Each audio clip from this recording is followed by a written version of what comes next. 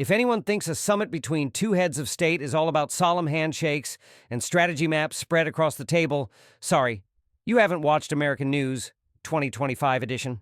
Just days before stepping into what's been dubbed the meeting of the century in Anchorage, Donald Trump made Washington, Moscow, and half of Europe widen their eyes with the message, "Make the deal or face the storm." It sounds like the title of a B-grade Hollywood flick, but this wasn't a trailer. It was a real warning coming from the former U.S. president who's eyeing another run as the White House boss. The phrase, "very severe consequences," instantly became the hashtag Trumpstorm on Twitter, TikTok, and even in Facebook groups where suburban moms mix political gossip with pie recipes. The clip of Trump saying it was remixed online with thunder and lightning effects, the Pirates of the Caribbean soundtrack, and even a wind-blown hair filter as if he were standing on a ship deck in the middle of a gale. Before the summit even began, the Alaska storm was already primetime entertainment.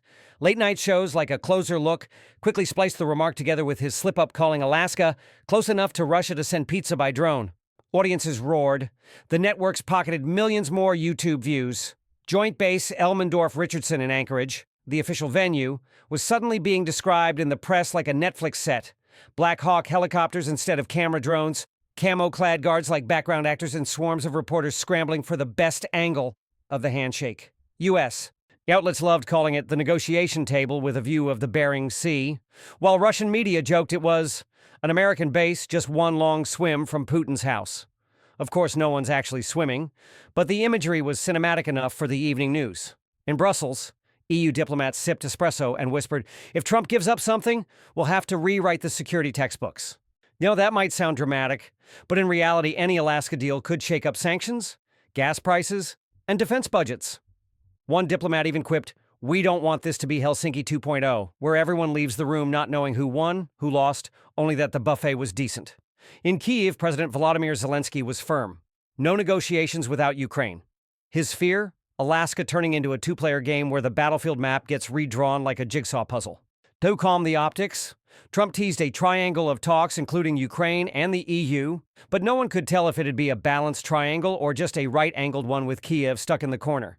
Trump's supporters called it strategic deterrence, like a poker player raising the stakes to force a fold. His critics said he was bluffing hard, since no one knew what severe consequences really meant. On CNN, one commentator deadpanned, "Could it mean cutting off Moscow's Netflix? Or sending a free container of MAGA hats?" Wall Street stayed calmer than social media, but still penciled in a few risk notes. A vague deal could make oil and maritime insurance swing unpredictably. A collapse could send prices on a roller coaster climb. Big funds quietly waited for news, but small-time traders were already joking. "If Alaska tanks, I'm all in on energy stocks. Better odds than the lottery." Moscow, for its part, kept the poker face. Kremlin spokespeople said they were ready to discuss everything, but dodged specifics, like showing up to a reunion without mentioning whether you're divorced. Analysts called it a stalling tactic to make the U.S. and Europe sweat. Others thought Putin just wanted Alaska to be a test ping, like sending a "we need to talk" text to see if the other side's online or busy. And so, with just one line, "make the deal or face the storm," Trump turned what could have been a dull summit into a global show. People will keep laughing, worrying, and betting on what Anchorage will deliver. A historic handshake, a deal thin as paper, or a spectacular blow-up big enough to trigger a real storm. Not just on social media, but on the world's oil price charts. If the opening act in Alaska was Trump swinging his hand like an action movie director promising a storm, then the days that followed were a never-ending trailer cut by every U.S. news channel playing the role of a critic, none willing to keep quiet. CNN rolled out an animated flight path to Anchorage with a bright red arrow and cheerful beep-beep airplane sound every time it entered Alaskan airspace. Fox News went for the full thunder and lightning treatment when replaying the "very severe consequences" line, making some viewers wonder if they'd stumbled into the trailer for Fast and Furious. Arctic drift. Social media, unstoppable. TikTok overflowed with clips adding snowblower noises to the moment Trump emphasized storm. One user even edited in the White House being blown away, the day after tomorrow style. Twitter, X, still nobody calls it that, lit up with debate. Supporters applauding straight talk without sugarcoating. Critics scoffing he was turning foreign policy into a 30-second TikTok clip. Meanwhile, in Europe, politicians and diplomats toggled between serious briefings and sneaking peeks at memes. An EU lawmaker joked, "At least this time we get free entertainment," but quickly shifted tone when pressed about the risk of an Alaska deal without Ukraine. His statement, "The principle of territorial integrity is non-negotiable," sounded like something from a civics textbook, but it landed in the middle of viral edits of Trump riding a polar bear. In Kyiv, Zelensky stayed active on air, insisting Ukraine wouldn't accept any backroom agreement. Some U.S. channels ran split screens of him and Trump like contestants about to pitch on Shark Tank. Commentators quipped, "Trump wants to sign in 2 minutes. Zelensky wants to read the fine print. And Putin just wants to see how long they'll argue before deciding." Moscow, in contrast, played spa day diplomacy. The Kremlin's vague, "We're ready to discuss everything," came with the side note, "within our framework." Analysts said it was a way for Putin to test Trump's walkaway threat. If real, the meeting could end faster than it takes to bake a frozen pizza. Back in the U.S., your late-night shows and podcasts had a feast. Some called it strategic ambiguity, letting the other side imagine the cost. Others mocked, if very severe means unfollowing Putin on Instagram, the war's not ending anytime soon. Editors fought for the best tabloid headline: "Trump brings storm to Alaska, forgets the umbrella," or "Historic summit to end in 2 minutes, faster than instant noodles." On Wall Street, the jokes were fewer, but the anticipation was real. Traders dubbed it a snowy black swan event, meaning any outcome was possible. Hedge funds sketched 2 playbooks, one for a soft deal that cools energy prices, and one for a deal bust that makes oil jump like a bungee cord. Everyone knew that in geopolitics, money moves faster than press releases. So, before the summit even began, Trump had staged a spectacle with just enough Hollywood flair, geopolitical chess, and social media drama to keep the internet buzzing for a week. Who said diplomacy was boring? Alaska was proving it could be both a global chessboard and a buddy cop action comedy set, with 2 leads ready to improvise without a script. The long-awaited summit day finally turned Anchorage into an open-air movie set. Reporters planted their tripods like they were about to live-stream the Oscars. Only here, the red carpet was buried in snow, and the stars wore thick coats instead of tuxedos. Trump stepped off his plane with a half-smile, hand raised as if greeting fans, while Putin emerged from his own jet with the look of a man here to play chess, not attend a concert. The handshake was timed by the whole world. One BBC analyst even measured the grip via slow-motion footage, announcing, "Trump squeezed 12% harder than at the 2018 Helsinki summit," a stat nobody needed, but it still went viral. Inside the closed-door room, leaks claimed they kicked things off talking about the weather. Putin asked, "Can you handle this Alaskan cold?" Trump shot back, "I brought the storm with me." Outside, media outlets ran a betting board for the outcome. 40% vague deal, 35% complete breakdown, 20% monitored ceasefire, and 5% joint dinner after signing. An internet joke where losers had to change their profile pic to a polar bear for a week. U.S. entertainment shows even hired actors to reenact the talks, with monopoly boards in front of them, arguing over who would buy Alaska. In Washington, Trump's team scrambled to prep 2 press releases. One for a signed deal, "Historic victory, done in 2 minutes." Another for collapse, "I tried, but they weren't serious." Everyone knew that for Trump, a press release wasn't just for reporters, it was a campaign rally script. Over in Europe, leaders kept one eye on the live stream and the other on private messages. Has he mentioned Ukraine yet? Not yet, but he just said storm again. The Nordic PMs fretted that this storm might blow energy prices sky high, while a southern counterpart joked it would at least bring snow for tourists. Markets twitched in real time. Brent crude ticked up whenever Trump's tone hardened, then eased when Putin smiled. Traders called it an emotional trading session, where price moves followed facial expressions, not data. Even crypto joined in. Stormcoin appeared, billing itself as the official digital currency of the Alaska summit. Obviously a scam, but still sold a few hundred tokens before vanishing. All day, Alaska wasn't just a tense negotiation venue. It was the stage for a global show where every word, eyebrow raise or smirk became a meme, a clipped video, or a money-making opportunity for quick hands. Whatever the outcome, one thing was certain. This was the rare summit where no one needed the final communique to know they just watched a performance for the ages. As the summit wrapped up, the closed doors swung open like the final reveal on a TV game show.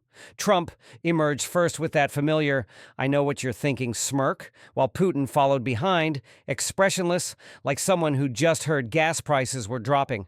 Reporters shouted over each other, "Was there a deal?" Trump's answer was pure cliffhanger. "We talked. A lot." It was just vague enough for news tickers to go wild, half of them flashing "historic agreement," and the other half "handshake fizzles out." It took about 15 minutes for America's political camps to weaponize the outcome. Team Trump hit Fox News bragging. The president showed strength, making Putin hang on every word. Biden's camp rolled onto MSNBC with nothing but empty words, not a single term signed. No, on Twitter, X, the sides split instantly. Pro-Trump accounts photoshopped him in a combat helmet, commanding the game, while critics edited him into a Kennedy Center conductor, baton swapped for a gavel.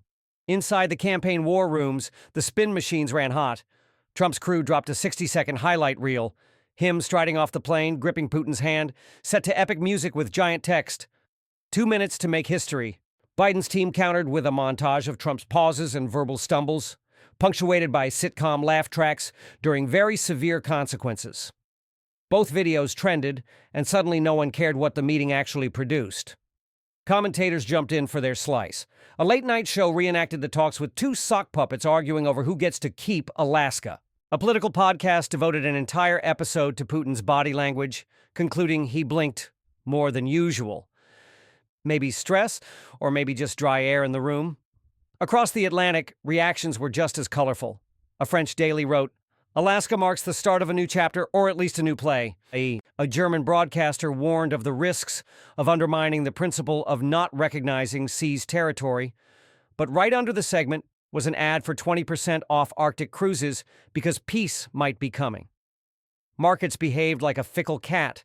Oil prices ticked up at tense negotiation headlines, then slid at no concrete deal updates. One economist quipped, if they'd talked for another hour, oil prices would be dancing like TikTok videos. Our crypto opportunists launched a new token called Storm, marketed as the Alaska Storm Coin, and some gullible traders actually thought it was an official White House project, piling in like they'd hit a jackpot. In the end, the result of the summit lived less in any signed pages and more in millions of memes, parody clips, and shady altcoins. If the goal was to make the whole world talk about Alaska for a week straight, mission accomplished, regardless of what the fine print actually said. The next day, before the Anchorage snow had even melted, the world was knee-deep in post-Alaska. At dawn, Trump posted on X, still Twitter in everyone's head, a photo of him shaking hands with Putin captioned, "A great meeting. Wait to see what's next." Supporters cheered. Critics immediately asked, next, when, and what? Putin stayed silent, letting Russian state media drop a few shots of him feeding fish in Sochi, as if yesterday's summit was just a side quest in his daily routine. U.S. media pounced. One late-night show opened with, "Yesterday Trump met Putin, today Putin meets fish. Who got listened to more?" Cue audience laughter. Meanwhile, 24/7 news channels played face-reading experts, analyzing every wrinkle on Trump's forehead to predict whether this was the prelude to a hardline policy shift or just another episode in America's 2025 political reality show. Rumor had it that in the White House basement, aides had pre-drafted 2 press folders, if there's a deal and if there's nothing. Both were designed to sound powerful no matter what. PR veterans call it polishing every outcome, a skill Washington has honed since the Cold War. European papers kept their half-skeptical tone. The Guardian wrote, "Alaska may not have broken new ground, but it reminded the world that the U.S. and Russia still know how to pose together for a photo." An Italian daily teased, "No deal signed, but they surely agreed on the camera angles."